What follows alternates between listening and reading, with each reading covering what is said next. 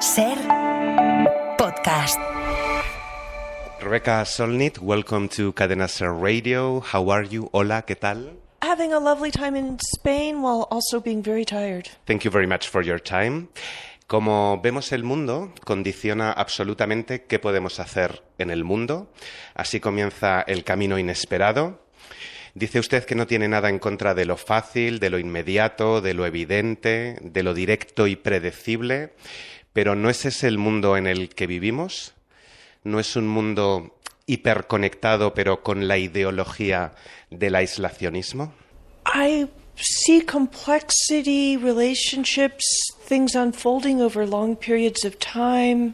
Veo la complejidad de las relaciones, todas esas cosas que se desarrollan durante largos periodos de tiempo, la imprevisibilidad, y veo que mucha gente cae en la decepción, se da por vencida porque no se da cuenta de que así es como funciona. Esperan que la realidad sea muy simple. Por ejemplo, si tenemos una protesta el martes y el gobierno no nos da lo que queremos el miércoles, piensan que la protesta ha fracasado. No entienden todas las formas en que puede funcionar, que puede llevar tiempo o que puede tener impactos indirectos. Por lo tanto, ayudar a las personas a reconocer estas formas más complejas de cambio es ayudarlas a mantenerse comprometidas. Feels like it's helping people stay engaged.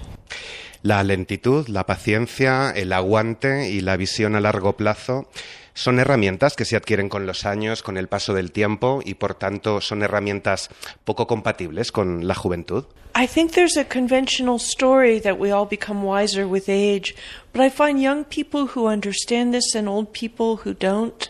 Creo que hay una historia convencional de que todos nos hacemos más sabios con la edad, pero encuentro jóvenes que entienden esto y personas mayores que no. Y personas de mi edad no siempre recuerdan lo diferente que era el mundo en el que crecimos cuando en los Estados Unidos Ronald Reagan cambió la economía para crear un número masivo de personas sin hogar, desesperación financiera y desigualdad económica. Así que creo que es realmente una orientación. Muchos pueblos indígenas tienen una memoria profunda, un compromiso profundo con lo que les pasó a sus antepasados. Hablan de la séptima generación. Cada acción que tomes debes pensar en su impacto para las 7 generaciones futuras. Así que creo que es menos tu edad como tu sentido del tiempo.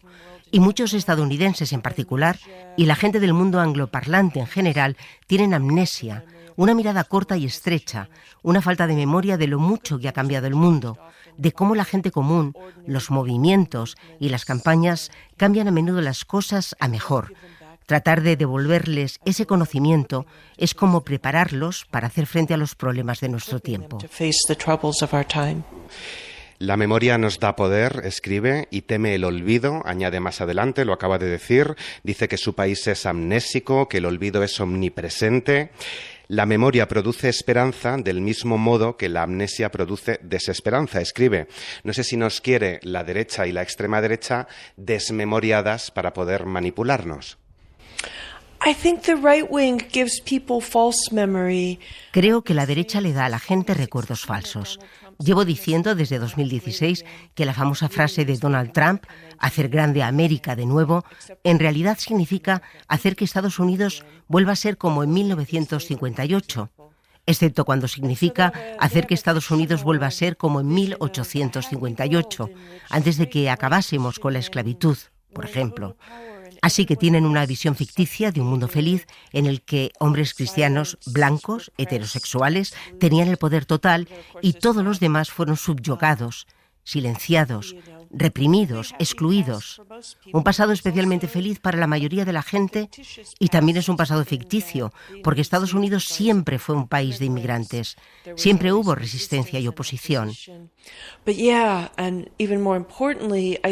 Pero sí, lo más importante es que creo que la desesperación proviene en parte de la amnesia. No podemos conocer el futuro, pero sí conocemos el pasado histórico, incluso el pasado de nuestras propias vidas. Incluso si somos jóvenes, hemos vivido hechos impactantes, imprevistos e impredecibles que no hubiéramos imaginado 1 o 5 años antes de que sucedieran. No hubiéramos creído que sucederían. Y una de las grandes influencias para mí fue la caída del muro de Berlín y la liberación, mediante la organización no violenta, de los países del bloque del Este en 1989 y luego el fin de la Unión Soviética. Y crecí pensando que la Unión Soviética y la Guerra Fría serían para siempre. El matrimonio igualitario, los avances para las mujeres o el cambio en la conciencia ambiental son otros ejemplos.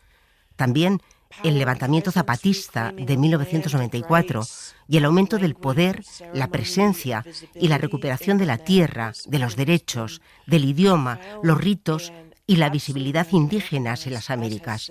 Creo que no somos conscientes ni se ha reconocido la profunda influencia de los pueblos indígenas hoy sobre nosotros, los no indígenas, en la forma en que pensamos sobre la naturaleza y la historia de las Américas, por ejemplo. Así que sí, creo que la memoria es un superpoder. Te brinda las herramientas para entender cómo funciona el cambio, cómo participar en el cambio, cómo reconocer que hay algunas cosas que puedes entender sobre cómo funciona todo, pero que las sorpresas vienen con regularidad y hay que devolver la memoria a la gente. No recuerdo ahora su nombre, pero creo que un escritor latinoamericano habló de la guerra de la memoria contra el olvido. Y me parece muy importante. Ya que dice que el futuro es incierto, le quiero hacer dos preguntas sobre el cambio climático. ¿Cómo puede ser la respuesta al cambio climático un mundo de abundancia y no de austeridad? No sé si el futuro, aunque sea incierto, pasa por el decrecimiento y si decrecer supone renunciar siempre a algo, hacer sacrificios. Y claro, ¿cuál es el discurso de la izquierda ahí, del progresismo, cuando siempre se le tacha de que viene a prohibir, a decirnos cómo tenemos que vivir y qué tenemos que hacer? Aquí ha habido un debate sobre los tapones de las botellas de plástico, por ejemplo, mientras que la derecha se adueña de la palabra libertad. Libertad para hacer lo que quieras, aunque eso suponga quemar el mundo. One of the things that capitalism and consumerism does is it tells us that abundance consists only of money, material goods, the things we might have in private. ¿Sabes? Una de las cosas que hacen el capitalismo y el consumismo es decirnos que la abundancia consiste solo en dinero, bienes materiales, las cosas que podríamos tener en privado. Vivimos en un mundo en el que, de hecho, la gran mayoría de las personas de la Tierra, particularmente en el sur global, son extremadamente pobres. Por lo tanto, la pretensión de que ahora vivimos en una era de abundancia y tenemos que sacrificarla por el clima es simplemente falsa. Al mismo tiempo, creo que incluso aquellos de nosotros que somos ricos en el norte global sufrimos cualquier otro tipo de pobreza. Sufrimos de falta de tiempo, porque estamos demasiado ocupados, trabajamos demasiado. Falta de conexión humana. Internet, en particular, ha ayudado a las personas a aislarse y a no tener tiempo. Una pobreza de confianza y esperanza sobre el futuro, en esa falta de ese tiempo, ese ajetreo, esa distracción, viene por la falta de la amistad, la relación con la naturaleza, el tiempo para ser creativos o espirituales, para encontrar nuestro ser más profundo, para participar más y, ya sabes, en cierto sentido, mantener a todos ocupados. Es una forma maravillosa de sabotear la democracia. One of the astonishing miracles of the 21st century is the energy revolution in the year. Uno de los asombrosos milagros del siglo XXI es la revolución energética. En el año 2000, las tecnologías solar y eólica eran caras y primitivas. Ahora tenemos un mundo completamente diferente, en el que podríamos hacer funcionar todas nuestras máquinas, con muy pocas excepciones, con electricidad producida por fuentes de combustibles renovables no fósiles. Lo que, dado que se distribuyen universalmente, no crearía la otra forma de pobreza que tenemos a causa del horrible combustible fósil geopolítico. Podría crear una especie de energía eléctrica descentralizada y, dependiendo de cómo lo gestionemos, podríamos estar entrando en una era de abundancia. Pero creo que una de las formas de pobreza que también importa es la pobreza de nuestras historias. Y una historia que creo que nos hace profundamente pobres en formas más espirituales, metafísicas y psicológicas, es la historia de que la pobreza y la riqueza solo tienen que ver con el dinero y esas cosas, mientras que las cosas que poseemos colectivamente, un planeta sano, agua potable, ríos en los que se pueda nadar, son algo que nadie posee y que el cambio climático y la industria de los combustibles fósiles están destruyendo. Climate change and the fossil fuel industry are destroying. Ya que me menciona las historias, hay una historia preciosa al comienzo del libro sobre un violín que ha sobrevivido al paso de los siglos y sigue sonando música de sus cuerdas. Más adelante también hay la historia de una estructura de piedra construida en Nuevo México, que también ha sobrevivido al paso de los años. Estamos dejando atrás el viejo mundo que conocemos y necesitaremos historias más que nunca. Escribe, las generaciones futuras deberán recoger esas historias. No sé si es más fácil que sobreviva un violín o una cueva al paso de los siglos, más fácil que sobrevivan a las palabras. No sé si las palabras, como decía recientemente Margaret Atwood, si las palabras hoy están amenazadas y cuesta que estos relatos, lo escrito, la tradición oral, la literatura sobrevivan. So many pieces to that question. Uy, cuántas cosas en esa pregunta. I think that to look at that violin, you need the story that it was made by. Creo que para ver ese violín se necesita la historia de quién lo hizo. Un gran fabricante de violines en Italia en 1721, con árboles que probablemente eran viejos cuando los talaron. Así que escuchas música interpretada por Kronos, Quartet y David Harrington, y escuchas madera de hace unos 400 años. Escuchas medio kilo de madera que ha hecho música durante 300 años. Para mí, ese violín fue un recordatorio de que teníamos una cultura sofisticada y elegante antes de la Revolución Industrial. Y no necesitamos minar y contaminar para tener una cultura sofisticada. Era un recordatorio de esas relaciones con los árboles que son una fuerza tan poderosa en el mundo porque secuestran carbono, ya que el combustible fósil que no deberíamos quemar proviene del carbono que los árboles y otras plantas depositaron en el suelo hace millones de años. Así que creo que son realmente las historias. El violín sin las historias sería imposible de entender. Y lo aterrador de la derecha es que tienen historias que son poderosas, a menudo porque son muy simples, y la mayoría de sus historias son mentiras, y mentiras odiosas, mentiras destructivas. Destructive lies. For example, the United States would fall apart without immigrants, including undocumented. Por ejemplo, Estados Unidos se derrumbaría sin inmigrantes, incluidos los inmigrantes indocumentados y los refugiados. Vivo en California. Los inmigrantes hispanohablantes hacen la mayor parte del trabajo agrícola en California. Y si los expulsas a todos, la industria agrícola se derrumbaría por completo. Ya está terriblemente afectada. Vacas sin nadie que las ordeñe, árboles sin que nadie recoja su fruta, campos sin nadie para plantar. Por eso cuentan una historia venenosa en la que los inmigrantes son una invasión, una carga, un gasto, cuando en realidad los inmigrantes sostienen la economía. Así que estamos en una batalla de historias. A veces se finge que todas las historias son buenas historias, pero me gusta decir que algunas historias son prisión o veneno.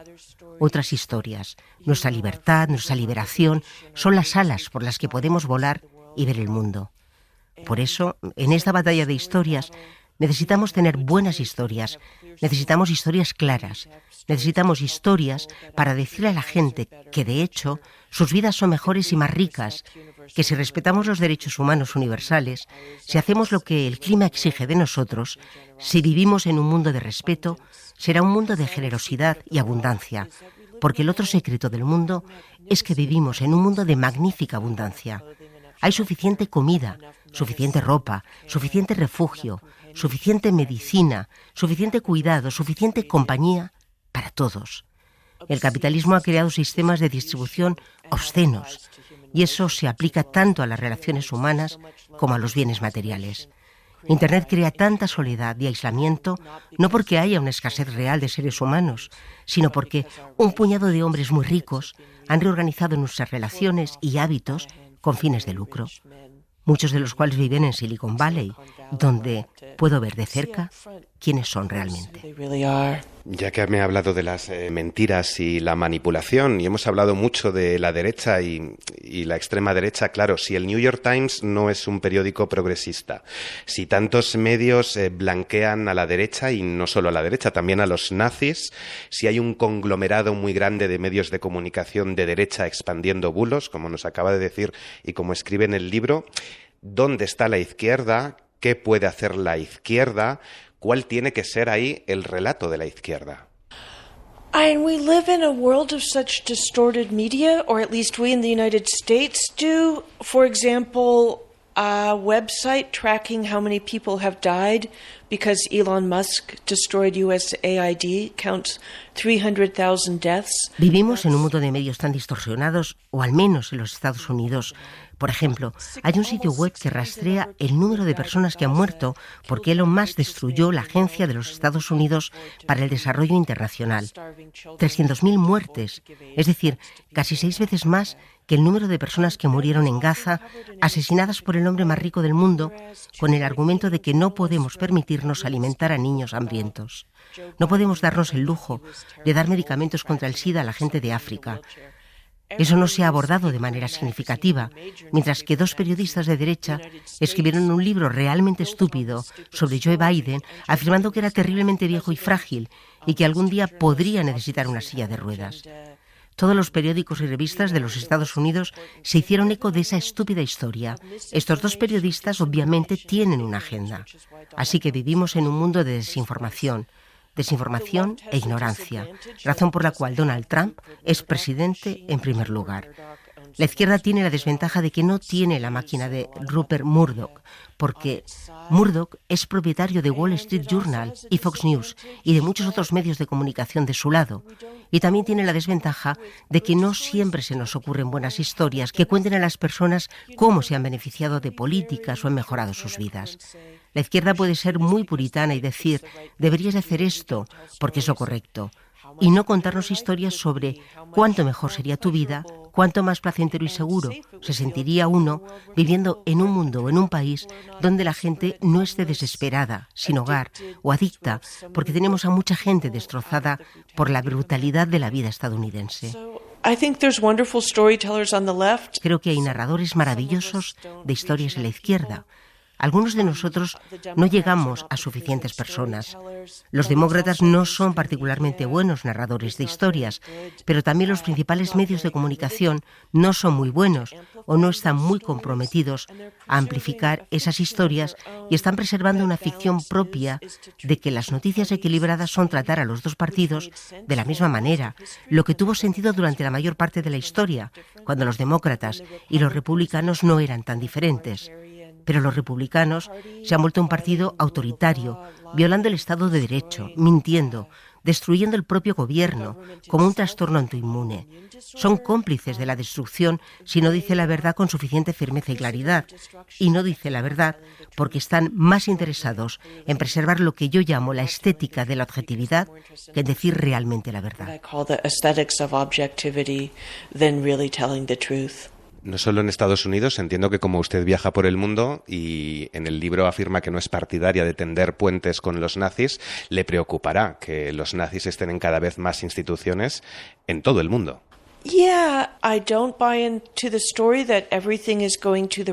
No me creo la historia de que todo se inclina hacia la derecha.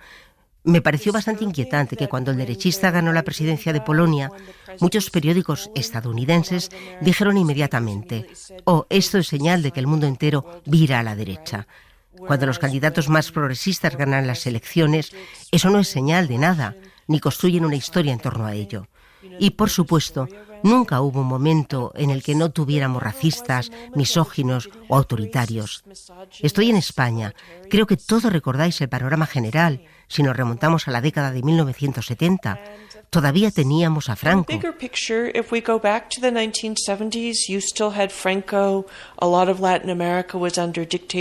Gran parte de América Latina estaba bajo una dictadura. La Unión Soviética y los países del bloque soviético aún existían. Volvemos al mundo en el que nací y gran parte de África sigue colonizada. Por lo tanto, la historia se puede contar de muchas maneras diferentes. Es por eso que mi escritura siempre es un argumento a favor de la complejidad. Sí, el mundo está empeorando. Sí, el mundo también está mejorando. Sí, la derecha está ganando muchas cosas. Sí, la izquierda, las fuerzas de la igualdad, la justicia y los derechos humanos y la protección del medio ambiente también están ganando muchas cosas. Vivimos en un mundo profundamente diferente al mundo en el que nací. Y mucho de lo que hace la derecha ahora es una reacción violenta que dice que estamos terriblemente descontentos con que los negros, los latinos, los no cristianos, las mujeres tengan derechos, tengan inclusión, tengan la igualdad que tenemos para llevar a cabo nuestros negocios con respeto por el medio ambiente, sin envenenar los ríos o el aire. Piensan que todo esto son cosas malas, que la izquierda cambió el mundo de manera muy poderosa y significativa y estamos muy descontentos, queremos volver a cambiarlo. La derecha siempre es nostálgica con los viejos tiempos. Cuando las mujeres estábamos descalzas, embarazadas y en la cocina, no participaban en la vida pública, en la que los gays tenían que esconderse, solo los hombres blancos ocupaban posiciones de poder. Ese es el mundo que quieren. Y existió, aunque no como dicen. Y era un mundo malo para el resto de nosotros, un mundo terrible para el medio ambiente. Y pueden ganar algunas de las batallas, pero no creo que estén ganando la guerra. Por ejemplo, Estados Unidos pronto será un país de mayoría no blanca, razón por la cual la supremacía blanca en los Estados Unidos tiene que volverse cada vez más extrema. Hay que ser cada vez menos democrático para que gobierne la supremacía blanca en un país cuya mayoría no es blanca. Y ese mundo está llegando. Los jóvenes ya son generaciones en las que la mayoría no es blanca y cada año mueren más ancianos blancos y nacen más jóvenes no blancos. Este es su miedo a la inmigración, a la igualdad, a haber tenido un presidente negro, casi haber tenido una presidenta negra y todo lo demás. This is their freak out about immigration, about equality, about having had a black president, almost having had a black woman president, and all the rest. Creo que ya me la ha contestado un poco, pero bueno, me parece que coincide con Vivian Gornick, que esta semana en España decía que el feminismo, a pesar de todo, sobrevivirá a Donald Trump. También nos visitaba Isabel Allende la semana pasada y decía que hay que ser feminista, aunque hoy algunas mujeres, muchas, consideran que el feminismo no es atractivo. ¿Qué momento atraviesa hoy el feminismo? Acabamos de empezar a desmontar el patriarcado, algo nada sencillo, advierte en su libro. ¿Qué momento atraviesa hoy el feminismo después del Me Too, cuando hay cierta ola reaccionaria y rechazo? Feminism is the idea that women are people who deserve equal rights and participation in society, which said that way sounds very ordinary, and yet it's a very radical idea. El feminismo es la idea de que las mujeres son personas que merecen igualdad de derechos y participación en la sociedad, lo cual, dicho de esa manera, suena muy común y, sin embargo, es una idea muy radical que ha encontrado mucha resistencia a lo largo de sus 200 años de historia. En realidad, el feminismo moderno comenzó varios años después de mi nacimiento.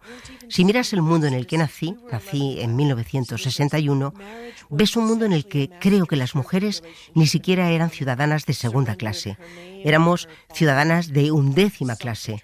El matrimonio era esencialmente una relación de amo-sirviente en el que la mujer renunciaba a su nombre, a su autodeterminación corporal, al control de sus finanzas, de sus hijos, en realidad de toda su vida. A las mujeres no se les permitía participar, no se esperaba que se presentaran a puestos de poder. Eran discriminadas en el lugar de trabajo y en todos los demás lugares. Eran vistas como demasiado débiles y frágiles para participar en deportes. Las bromas y las cosas condescendientes y sexistas eran completamente comunes en el entretenimiento, en la política y en la vida cotidiana. Ni siquiera teníamos el lenguaje para la violación conyugal o el acoso sexual en el lugar de trabajo, por ejemplo.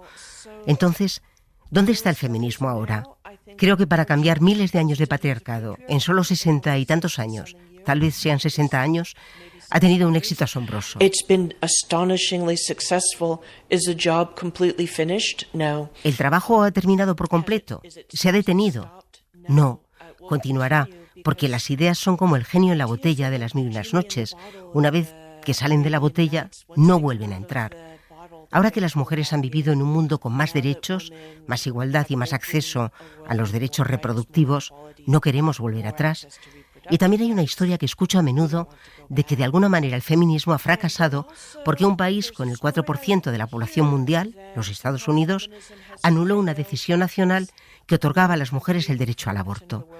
Pero de hecho, incluso en los Estados Unidos, si se mira más de cerca, se ve que aproximadamente la mitad de los estados realmente fortalecieron el derecho al aborto. Así pues, estos son los diferentes marcos. El marco tan simple del que hablaba antes, en el que la gente está dispuesta a darse por vencida y a decir que hemos perdido, o las mujeres han perdido sus derechos, pero solo es la mitad del 4% de la gente en el mundo. Y si luego te alejas, ves que en los últimos años España, Argentina, México e Irlanda se encuentran entre los países en los que las mujeres realmente obtuvieron derechos reproductivos. Así que estos diferentes marcos, creo, nos dan historias muy diferentes. Ha habido un montón de historias estúpidas en los medios de comunicación que dicen «el Me Too ha fallado». Y hay dos formas de contradecir esto. En primer lugar, el Me Too forma parte de una ola más amplia de feminismo que puso en el centro la violencia de género y la violencia sexual, el educar al público de todo el mundo sobre la frecuencia con la que ocurre y cómo sucede, cómo ocurre entre personas que se conocen, incluso que ya tienen una relación, cómo educar a las personas para que crean a las mujeres y sepan lo que es una violación. El éxito son todos los hombres que ahora entienden que las relaciones sexuales no consentidas son violación y son todos los hombres que entienden que las mujeres tienen voces y derechos más que antes.